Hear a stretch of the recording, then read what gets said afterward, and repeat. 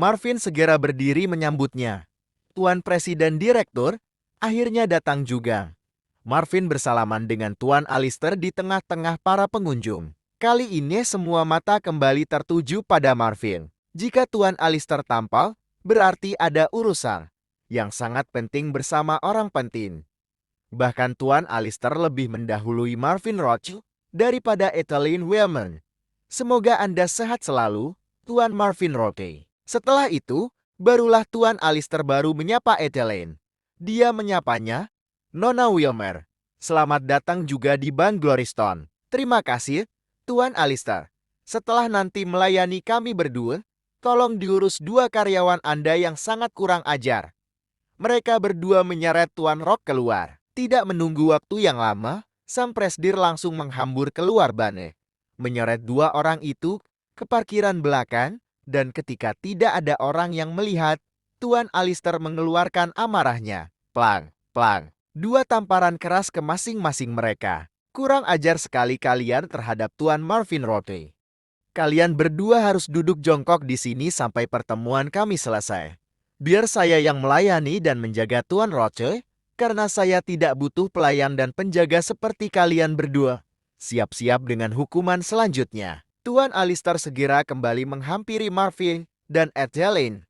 Karena kalian berdua orang istimewa dengan transaksi dan keperluan istimewa, saya yang akan melayani kalian berdua. Tentunya ditemani oleh satu anak buah saya. Ketika Marvin langsung tiba-tiba duduk di salah satu counter customer service, seorang ibu-ibu berdiri dan menjerit, pria dari keluarga Rock itu belum dapat nomor antre. Kenapa bisa dia duluan? Kami dari tadi menunggu. Tuan Alistair mendekat dan menjawab dengan tenang, Tuan Marvin York bahkan telah dapat nomor antre dari kemarin. Bu, seharusnya dia kemarin mendapatkan kartu fiber. Tapi karena ada urusan mendadak, beliau baru pagi ini bisa mengurus. Kartu fiber, terdengar suara bisik-bisik di antara mereka. Berarti dia akan menjadi orang ketiga yang memiliki kartu itu. Padahal dia mantan teroris yang baru saja keluar dari penjara. Tuan Alistair mengedarkan pandangan, lalu tersenyum dan berkata, kepada para nasabah yang terhormat, mohon maaf atas ketidaknyamanannya. Terima kasih. Proses pengalihan kartu pun segera dimulai. Pada saat ini, Marvin tidak perlu menunjukkan bukti kekayaan.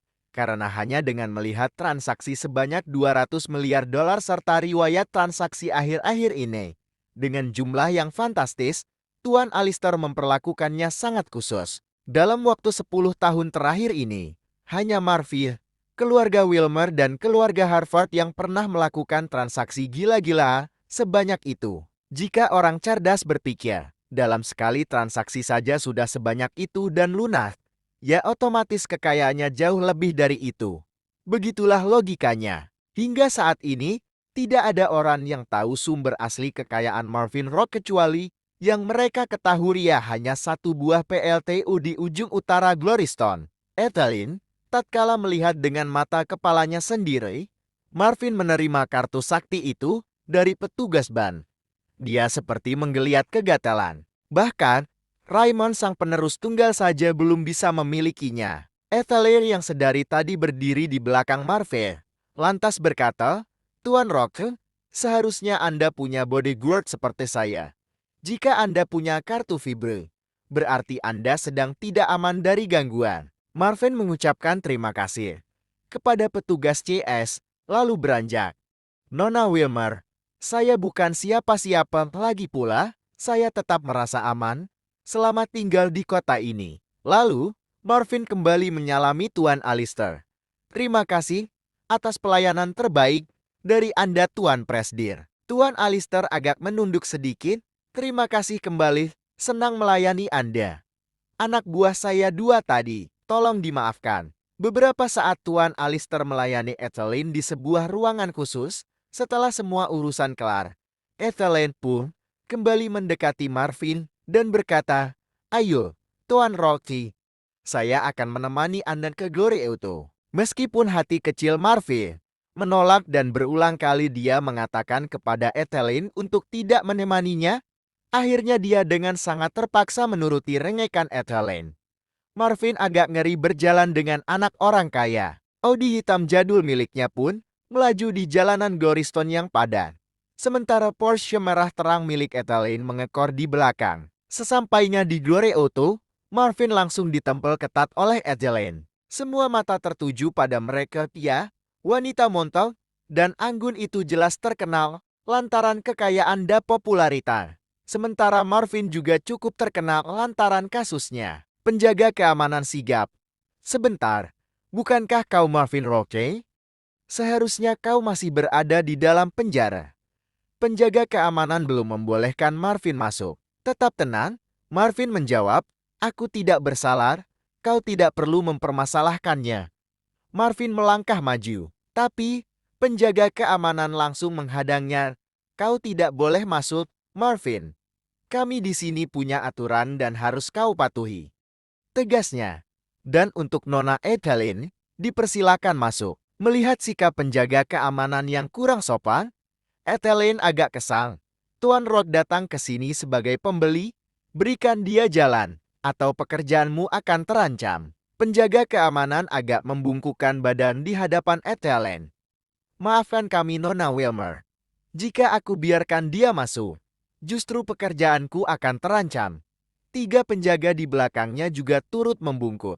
Marvin merapikan jasnya dan berkata sopan, kalian semua hanya menjalankan perintah dari atasan. Aku tahu kalian di sini masih mengira bahwa aku adalah orang yang berbahaya.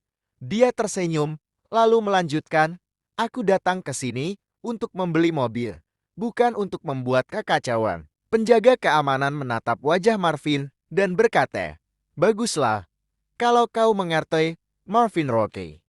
Jadi sebelum kami usir, mending kau pergi saja dari sini. Tegasnya lagi. Mendengar ucapan penjaga keamanan yang seperti membentak, malah Ethelene yang emosi. Steward, aku menjadi saksi tindakan burukmu terhadap Tuan Roque. Kami sudah bicara baik dan sopan padamu, tapi sepertinya kau ingin berkeras terhadap kami. Apa kau tidak kenal dengan Tuan Roque di sampingku ini? Penjaga keamanan dan 3 anak buahnya malah bingung. Ya jelas mereka tahu siapa Marvin Roque. Seandainya Marvin membeli mobil di sini, mungkin bisa, karena keluarga Rock terkenal cukup kaya. Namun mereka ragu dengan status Marvin yang jelek. Dan yang lebih membingungkan adalah kenapa bisa seorang Ethelene mati-matian membela Marvin? Biasanya Ethelene terkesan sombong dan menjaga jarak terhadap pria manapun.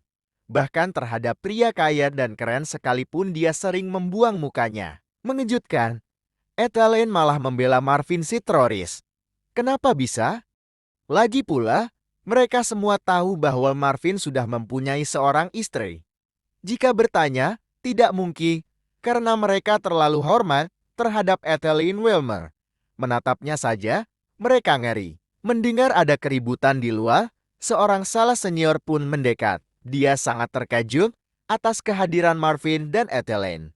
Bagi Elvin, berita ini sangat mahal. Dia tersenyum bergairan dan berkata, silakan masuk untuk 2 orang istimewa. Tinggalkan para penjaga keamanan yang tidak mengerti urusan uang ini.